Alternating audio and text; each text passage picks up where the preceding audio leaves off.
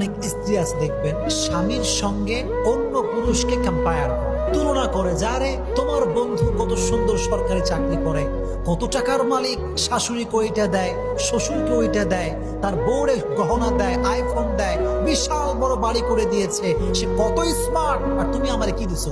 দেখেন বাস, এই বাস খাইলে স্বামী আর সহ্য করতে পারবে কি রে? সে আমার বউ, সে আমারে ভালোবাসবে, সে আমার সামনে অন্য পুরুষের গুণগান কেমনে গায়?